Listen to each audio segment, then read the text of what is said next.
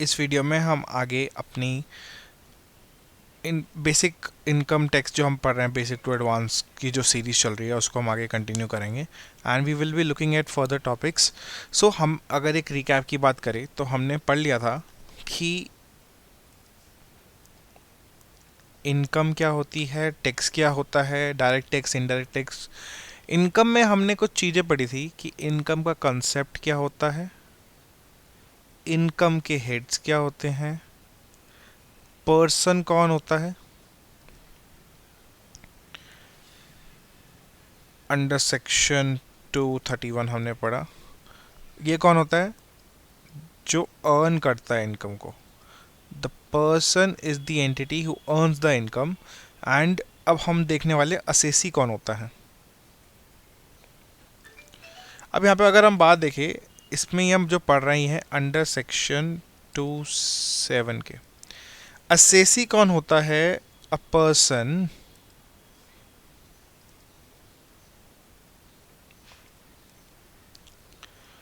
who is liable to pay tax।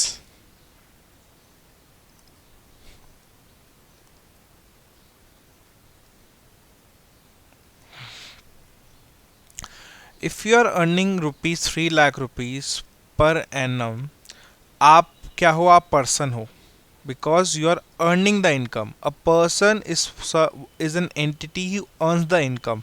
However you are into exemption list, आप कोई tax bracket में नहीं आ रहे, बिकॉज आप जो अर्न कर रहे हो उस पर कोई टैक्स ही नहीं लगता। That means you are not liable, you are not liable to pay the tax on it. So a person is the one who earns the income. Assessee is the one who is liable to pay a tax. A person and assessee cannot be a same. ठीक है, but एक जो भी assessee होगा वो person जरूर होगा, because person वही है सिर्फ जो सिर्फ इनकम अर्न कर रहा है, एंड असेसी वो है जो टैक्स को पे करने के लिए लाइबल है।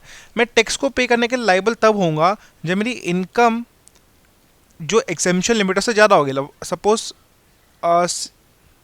10 लैक्स होगी, 5 लाख होगी, 6 लाख होगी, 7 लैक्स होगी, 8 लैक्स होगी, मतलब 3 लाख से ऊपर जो भी कमा रहा है आफ्टर रिबेट और सब कुछ, जो भी एग्जेम्पशन लिस्ट से ज़्यादा कमाएगा, that person will be known as assessee. A person can be assessee and can not be an assessee. अगर वो टैक्स लाइबिलिटी नहीं बन रही है उसकी, तो टैक्स कुछ पे नहीं करेगा, तो वो असेसी होगा भी नहीं। ठीक है,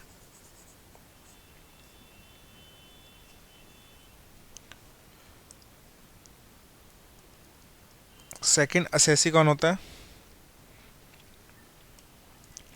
a person who is liable to pay any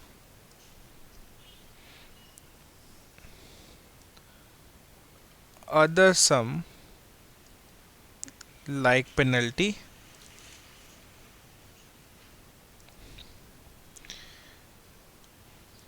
etc. charge under Income Tax Act 61। सिर्फ टैक्स नहीं, आपने लेट टैक्स दिया तो उस पर आपको पेनल्टी लगी एज पर income tax act, still you are known as the assessee because you have to pay that. Okay, you are the bearer of that amount, so you have to incur that। so आपको वो पे करना होगा, तब भी आप assessee he कहलाओगे।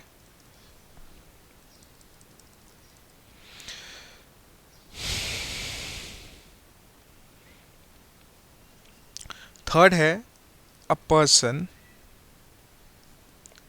In respect to whom any proceedings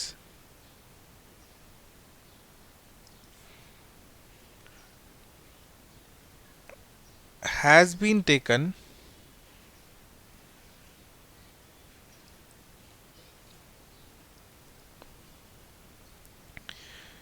for assessment of income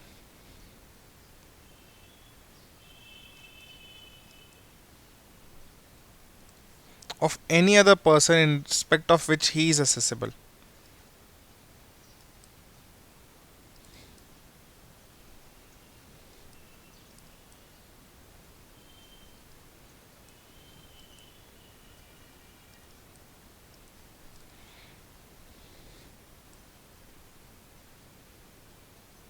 तो इसको ध्यान से पढ़ते हैं. A person is known to be an assessee in respect to whom any proceeding has been taken for assessment of income of any other person in respect of which he is accessible. देखो, एक husband है और एक wife है. Husband knows कि 3 लाख से अगर मैं ज़्यादा कमाऊंगा तुम्हें टैक्स देना है. Husband earn 6 lakh rupees, that means taxable है. ठीक है. ये करता है, अपनी सैलरी 3 लाख दिखाता है और अपनी वाइफ की सैलरी 3 लाख दिखाता है. वाइफ कुछ काम नहीं करती. This income of 3 lakh is also earn by husband, but just to avoid the tax he is doing such thing. So a person in respect to whom any proceeding has been taken for assessment of any income of any other person in respect of which he is accessible. This income is to be is earned by the husband. However, ये tax से बचने के लिए इसने अपनी income को divide कर दिया. ठीक है. सो इस अदर पर्सन की इनकम को जो उस पर्सन ने कमाया है, इसको तो ऐसे दिखाना कि उसने अर्न करी है, इसको भी आप चार्ज करोगे इनकम टैक्स में. ठीक है ना. इनकम टैक्स कहते हैं बचोगे कहां से. ठीक है. Next,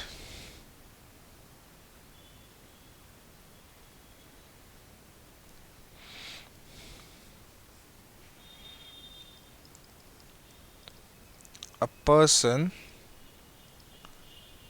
who is deemed to be assessee.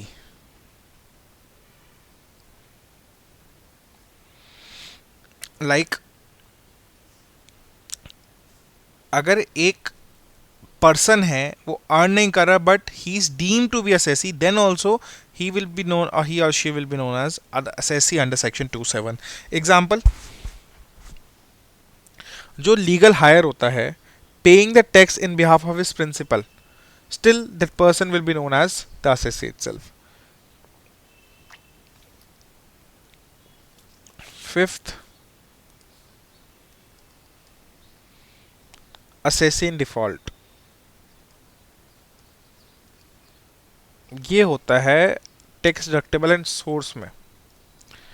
Suppose करो कि एक एम्प्लॉयर है, वो टीडीएस काटना भूल जाए. टीडीएस क्या होता है, देखो, जब भी एक एम्प्लॉय, हम क्या करते हैं, सैलरी 1 साल बाद असेस होती है और उसके बाद टैक्स पे किया जाता है. जो एम्प्लॉयर होता है वो एम्प्लॉय की सैलरी में से हर मंथली एक अमाउंट काटता रहता है कि जिसकी वजह से उनको सारा टैक्स एक बारी में ना देना पड़े. वो मंथली मंथली कट कट के टीडीएस के फॉर्म में टैक्स डिडक्टेबल सोर्स पे हो जाता है. अगर एम्प्लॉयर, जो कंपनी है, वो टीडीएस काटना भूल जाती है तो इसमें क्या होता है, जो आपका पर्सन है, एम्प्लॉय है, that becomes assessee in default. So still अगर वो टैक्स देना काटना भूल जाए, टैक्स की अमाउंट देना भूल जाए, जो एम्प्लॉयर है that will be an assessee for defaults. So defaults के टाइम में भी एम्प्लॉयर या जो पर्सन जो है that can become a assessee itself. Okay.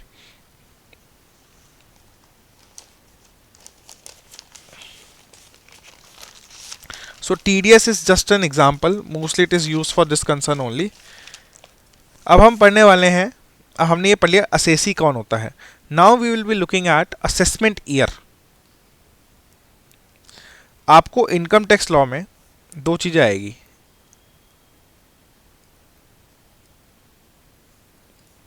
एक आएगी असेसमेंट ईयर और एक आएगा प्रीवियस ईयर. ठीक है. अब इसको समझना बहुत ज़रूरी है. असेसमेंट ईयर होता है अंडर सेक्शन 9 और अंडर सेक्शन 3 के अंडर होता है प्रीवियस ईयर. इसको एक्सप्लेन मैं करवाता हूँ. देखो, बहुत इजीली एक टाइमलाइन के थ्रू पढ़ेंगे और बहुत इजीली इसको कवर अप हो जाएगा. ठीक है. तो असेसमेंट ईयर क्या होता है, तो सपोज करो ये एक टाइमलाइन है, अभी हम टीडीएस वगैरह कुछ नहीं देख रहे, हम सिंपल सा देख रहे हैं। आपने क्या किया, यहाँ पे आपका सपोज करो 1 अप्रैल शुरू हो गया,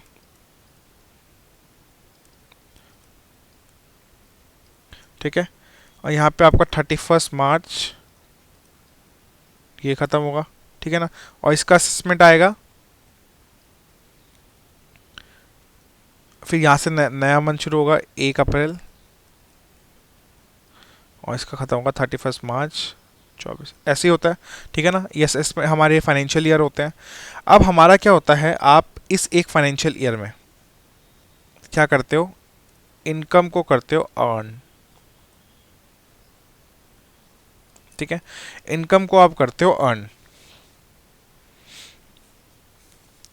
अब इसमें क्या होगा, एक सेकेंड,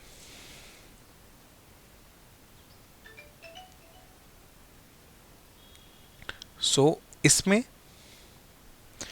इस जो एक ईयर होगा यहाँ पे इनकम होगी, ठीक है, जैसे ही ईयर खत्म होगा जो नेक्स्ट ईयर होगा, ठीक है ना, इसमें इसकी तो इनकम अर्न होगी, बट इस ईयर में जो इनकम अर्न हुई है प्रीवियस ईयर में, इनकम अर्न हुई है प्रीवियस ईयर में, उस ईयर का ये असेसमेंट ईयर हो जाएगा। Assessment year is the year in which tax is paid, previous year where income is earning हुई है आपकी, ठीक है। इस अर्निंग पे जो टैक्स लगेगा, ये टैक्स जो लगता है ये असेसमेंट ईयर पे लगता है। असेसमेंट ईयर होता है नेक्स्ट प्रोसीडिंग, जो आगे का आपका नेक्स्ट ईयर होता है, that is your assessment year, ठीक है। अब यहाँ पे जो अर्निंग होगी उसकी टैक्स पेमेंट यहाँ होगी, ठीक है। अब हम प्रीवियस ईयर की बात करें, प्रीवियस ईयर की बात करें, previous year can be of 12 months और लेस। प्रीवियस ईयर जो है कैन बी 12 मंथ्स और लेस, ठीक है। असेसमेंट ईयर 12 मंथ का ही होता है, तो टैक्स हमारा जो होगा वो असेसमेंट ईयर में पे करेंगे, और किस पे करेंगे, इनकम पे करेंगे। कौन सी इनकम, जो इनकम आपने प्रीवियस ईयर में कमाई है, ठीक है, ये भी क्लियर है। अब इसमें कुछ एक्सेप्शंस हैं कि ये जो रूल है अब ये कब नहीं होगा। So income of non resident from shipping business, तब ये आप नहीं लगाएंगे rule. Income of person living in India permanently, income of association of person, body of individual और artificial judicial person formed for a specific purpose or an event, transfer of property to avoid taxes, on discontinuance of business or profession। तो इन cases पे exceptions में हम ये above rule नहीं लगाएंगे। तो इस वीडियो में हमने ये कवर अप कर लिया। अब हम इसके आगे जो करने वाले हैं वो है रेजिडेंशियल स्टेटस। तो हम नेक्स्ट वीडियो में रेजिडेंशियल स्टेटस करेंगे। रेजिडेंशियल स्टेटस होता क्या है, काम कैसे करता है, रेजिडेंट नॉन रेजिडेंट क्या होता है, ordinary resident non ordinary resident क्या बोलते हैं, ठीक है ना। तो ये हम नेक्स्ट वीडियो में कवर अप करेंगे। इस वीडियो के लिए इतना ही। नेक्स्ट वीडियो में हम आगे फर्दर डू इसमें कवर अप करेंगे।